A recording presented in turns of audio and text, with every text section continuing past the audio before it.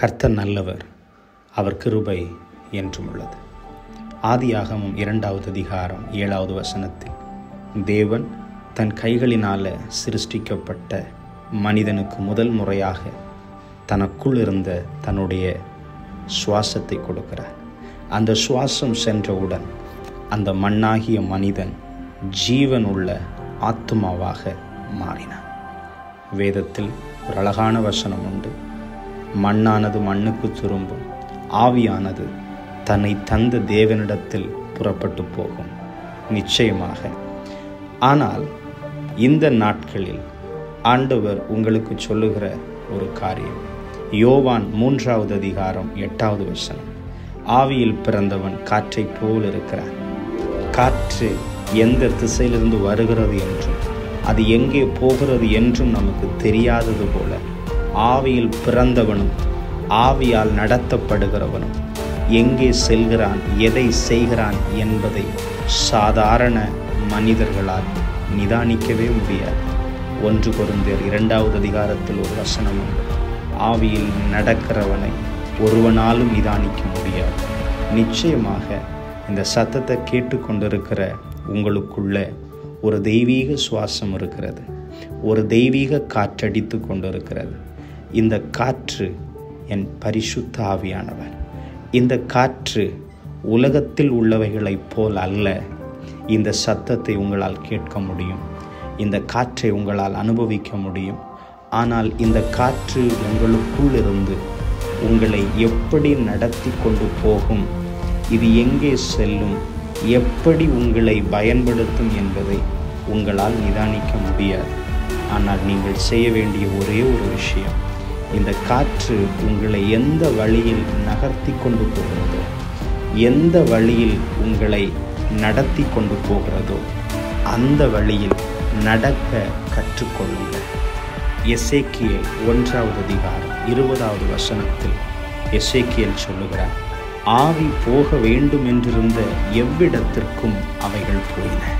உங்களுக்குள் இருக்கிற காற்று எந்த திசையில் அடிக்கிறதோ அந்த திசையில் நகர்ந்து போங்கள். எந்த திசையில் உங்களை இழுத்து கொண்டு போகிறதோ அந்த திசைக்கு உங்களை விட்டு கொடுங்கள். ஏனென்றால் உங்களுக்குள் இருப்பது சாதாரண காற்றல்ல. இயேசு கிறிஸ்து யோவான் 20:22 சீஷர்களுக்கு முதல் முறையாக தனக்குள் இருந்த அந்த தெய்வீக காற்றை, அந்த சுவாசத்தை ஊதினார். Then he took a deep breath and breathed into them. Receive the Holy Spirit or accept the divine breath. உங்களுக்குள்ள பிதாவினிடத்திலிருந்து புறப்பட்டு வந்த இயேசுவின் மூலமாய் உங்களுக்குள் ஊதப்பட்டிருக்கிற, வைக்கப்பட்டிருக்கிற அந்த தெய்வீக காற்று உங்கள் கால்களை நிற்க பண்ணியிருக்கிறது. எசேக்கியேல் 37:9 எசேக்கியேல் இந்த காற்றை பார்த்து, இந்த சுவாசத்தை பார்த்து தீர்க்க தரிசனம் சொல்லுகிறார்.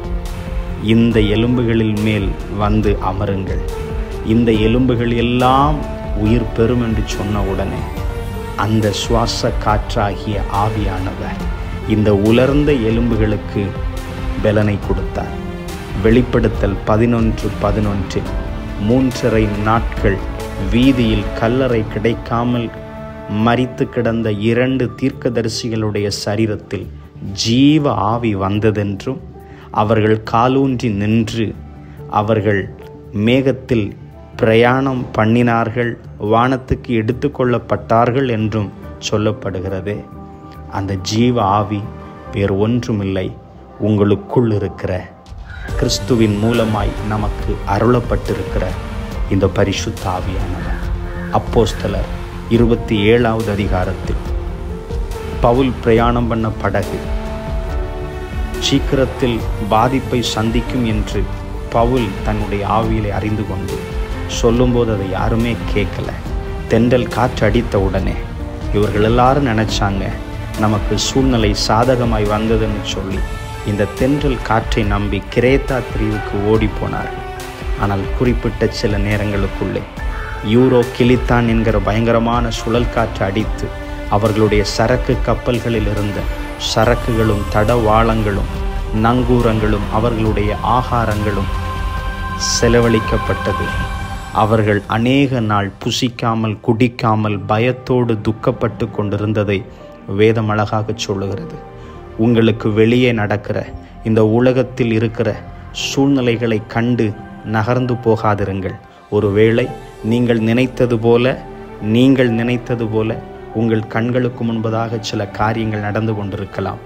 அதை கண்டு நம்பி நீங்கள் அதை பின்தொடராதிருங்கள். உங்களுக்குள் ஒரு காற்று இருக்கிறது.